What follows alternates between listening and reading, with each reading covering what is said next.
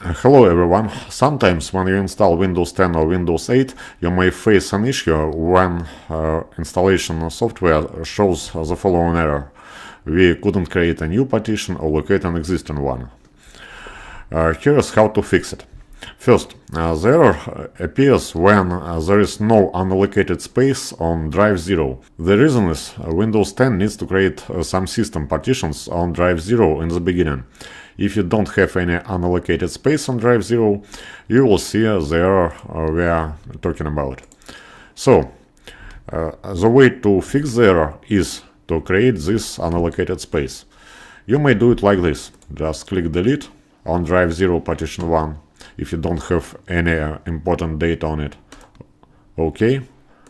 Then click next and the installation will continue. If you have more than one drive on your computer and the drive you are going to install Windows is not drive 0 but drive 1, you may reconnect your devices, so change SATA cables between these two hard drives. And then make sure that drive 0 has unallocated space to create system reserved partitions. And after that, the installation will continue without any problems. That's it.